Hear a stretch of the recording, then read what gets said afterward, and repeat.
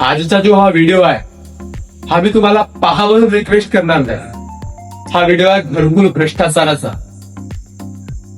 जो कोणी बनत असेल की घरकुल योजनेमध्ये भ्रष्टाचार होत नाही ते मी प्रूव्ह करून दाखवतो। आणि हा व्हिडिओ तुमच्या पर्यंत आला असेल तर पूर्ण पहा, जर पूर्ण पाहायचाच नसेल तर स्किप करून तुम्ही समोर जाऊ शकता, काही हरकत नाही।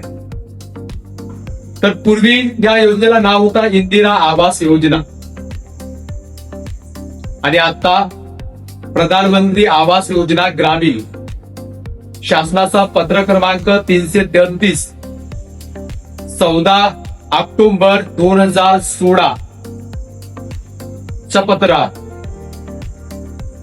आणि याच्यामध्ये किती निधी मिळतो हे सगळ्यांना माहित आहे। ग्रामीण क्षेत्रामध्ये 1,20,000, डोंगरी आणि नक्षल क्षेत्रामध्ये 1,30,000 जवळपास एवढा निधी मिळतो।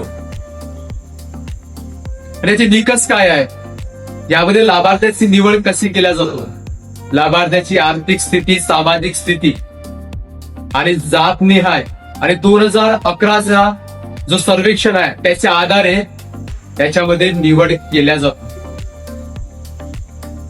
पण आज तुम्ही पाहता बरेच ठिकाणी याद्या प्रकाशित झाल्या आहेत, जे पात्र लाभार्थी आहेत घरकुलाचे ठिकठिकाणी प्रत्येक ग्रामपंचायतच्या याद्या ह्या पोर्टलवर प्रकाशित झाल्या आहेत आणि त्या तुम्ही बघितल्या। आणि एकदा ते यादी पडताळून पहा की खरंच ज्या व्यक्तींचे नाव आहे हे त्या योजनेमध्ये बसतात का आणि त्यांना त्या घरकुलाची गरज आहे का। मग हे पात्र कसे होतात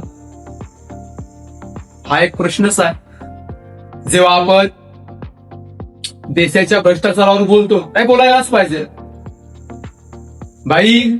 आता हे बाहेरच्या ग्रामसभेचे व्हिडिओ आपण ग्रुपवर पाठवतो की ग्रामसभा अशी असावी, आता हे सोशल मीडियावर फायरिंग मारणं बंद करा। आता डायरेक्ट गावच्या ग्रामसभेमध्ये फायरिंग करा, बोलाल तर तुमचा गाव टिकेल। हो, तुम्ही कुणाकडे पाहता, तुम्ही स्वतःच्या गावच्या मातीसोबत गद्दारी करत आहात असं नाही वाटत का। तर भाई अगर नाही बोलला है ना तर फिर मग हे गाव बदलवण्याच्या गोष्टी करायचं आणि त्या सोशल मीडियावर त्या ग्रुपवर अंदाजून फायरिंग हे व्हिडिओची नका करू। प्रधानमंत्री आवास योजना PMYG या योजनेचे जे काही लाभार्थी आहेत ते पात्र होण्यासाठी कोणते निकष आणि अटी आहेत त्या आपण पाहू। तर पूर्वी तुम्हाला सांगू इच्छितो की आज मला 33 ते 34 वर्षाचा वय आहे। आम्ही पण भूमिहीन आहोत। त्या 5 वर्षाच्या पूर्वी आमची परिस्थिती बिकट होतीच, आता थोडीफार सुधारली। पण माझ्या बाबांनी बरेचदा घरकुलाचा फॉर्म भरला। मग जे नियम अटी तुम्हाला माहित आहेत, मला माहित आहे, त्याच्यामध्ये पुरेपूर आम्ही बसत होतो, तरी सुद्धा या योजनेचा लाभ आम्हाला का नाही।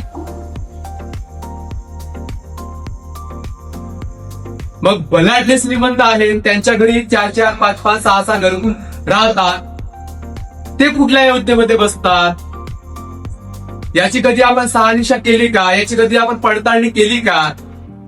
हे वैयक्तिक कुठल्या एका गावासाठी नाही ना, प्रत्येकच गावामध्ये आहे असं। या योजनेत लाभार्थ्याला पात्र होण्यासाठी कोणत्या अटी आणि शर्ती आहेत शासनाच्या त्या आपण पाहणार आहोत। आणि ह्या अटी शर्ती काळजीपूर्वक आहे का, त्याच्यानंतर तुमच्या गावामध्ये जी यादी आलेली आहे घरकुलाची पात्रची ते तपासून पहा खरंच यामध्ये ते व्यक्ती बसतात काय। घर मातीचं असावं, जीर्ण असावं आणि ते राहण्यायोग्य नसावं। घरी 4 चाकी गाडी नसावी। शेतीमध्ये जे काही पूरक साधनं आपण वापरतो ते 3 चाकी 4 चाकी नसावेत। जमीन 2.5 एकरापेक्षा जास्त नसावी। ज्या कुटुंबाला या योजनेचा लाभ द्यायचा आहे त्या कुटुंबांना एकही सदस्य शासकीय सेवेत नसावा।